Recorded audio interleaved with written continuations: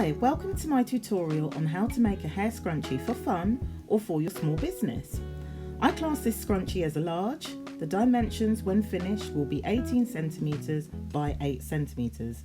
The things you're going to need are a ruler or a measuring tape, scissors, a marking pen or chalk, pins or clips, an iron, fabric, colour thread to match, a label for your branding, but that is optional.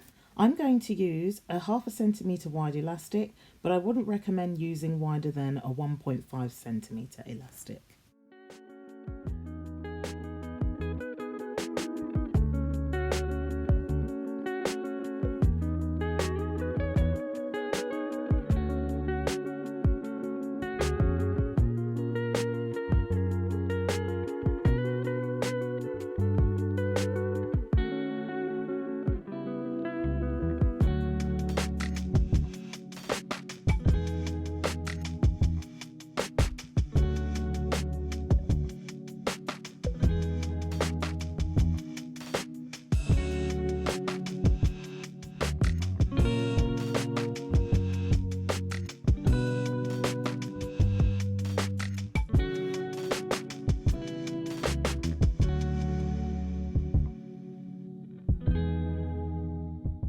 At this point, you would add your brand logo, and we want it to sit round about here. I feel this is a good position for a label. I'll show you how to mark it out evenly so that when it's attached, it will sit slap bang in the middle of the cross seam like this. So you fold it in half and finger press to set the middle point and mark 1 centimetre. Then you fold in half again so that the middle fold meets the centimetre mark. Then finger press again.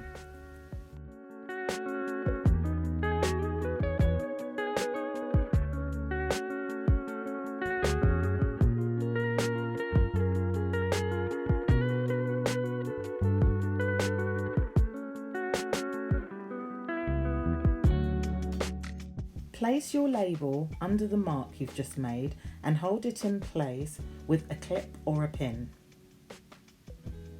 Now we will take it to the machine to sew a 1 centimetre seam allowance.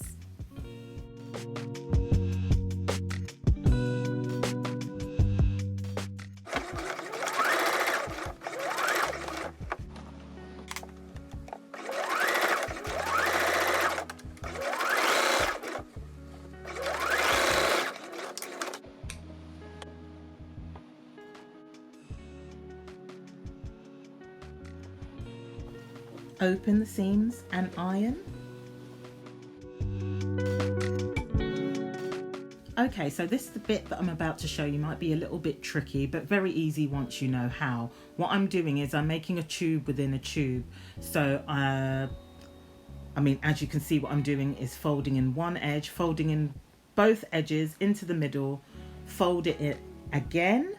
And then I'm going to lift up the two sides where the seams are to join. The seams are supposed to meet perfectly together so they are flush. It makes all the difference. It does give a really professional look if you can keep all the seams aligned. And I'm gonna take you over to the sewing machine. It'll be much easier for you to see what I'm gonna do there, but you need to leave about a 5 to 6 centimetre gap in the fabric, away from the seam, away from that seam there. And this is to enable you to feed your elastic through that 5 to 6 centimetre opening, but I like to start my seam slightly offside. It works much better because where the seam meets can be quite bulky, so you don't want to start sewing from there and finish in the same position, if you see what I mean. You want to start off to the side a bit. It's just a personal preference, but I think it works really well and it makes my work so much neater. Now you can see I'm leaving a centimetre seam allowance, and I'm going to sew all the way around the scrunchie. So what we have now is a tube within a tube, and I'm leaving a centimetre seam allowance, and we're just going to keep sewing all the way around, and you're going to keep feeding, pulling your center tube through and sew, and then pulling the center tube through and keep putting it through. And you can see I'm gathering everything behind and pulling it through. It will all make sense when you're doing it, and you're going to keep doing this until you reach where you had originally started, and you're going to stop there and do a reverse stitch and, you know, cut your threads, and that's where your elastic is going to be fed through.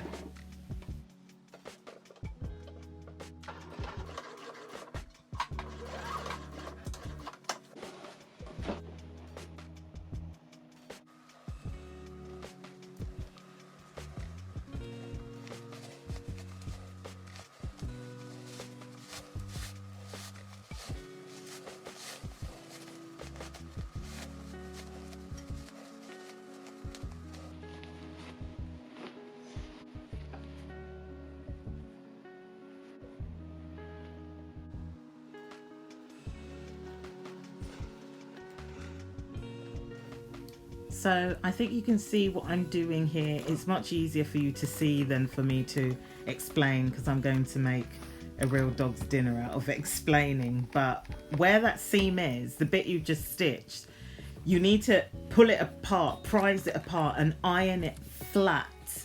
That's if you are going to iron. You don't have to iron your scrunchie at all, because of course some fabrics can't be ironed or have to be ironed on a low heat.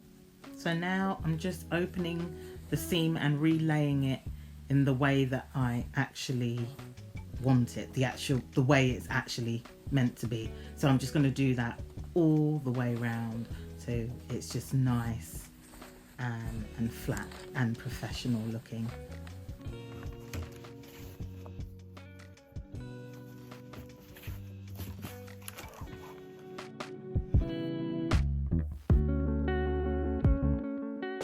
So here I'm just measuring my elastic at 40 centimeters long, and what I like to do is double up my elastic.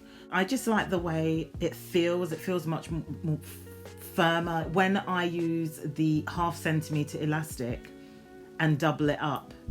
When it's within the scrunchie and you tug at it, it's just got a nice substantial stretch to it. It's not too loose and baggy. It's just firm but still quite stretchy. So again, that is just a personal preference. You don't have to double up your elastic. You can just use like a single piece of elastic and tie a knot at the end. Of course, if you're using thick elastic, it's not so easy to tie a knot at the end. If you're using a 1.5 centimeter elastic, it is better to sew it, because if you knot it, you will feel the knot. The wearer would feel the knot within the scrunchie.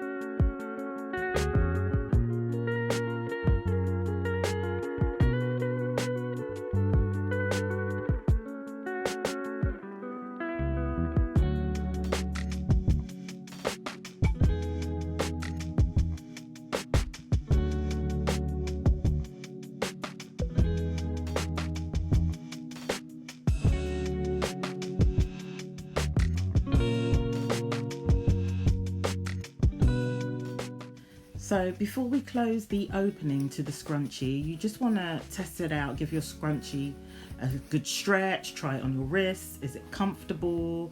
You know, wrap it around your hands a couple of times or try it in your hair. I mean, I don't try on the scrunchies that I do sell, but obviously I'm so used to, I've had a lot of trial and errors with mine already. But once you're sure that, you know, everything feels good, then close the seam. So here I am, I'm gonna just pin everything together.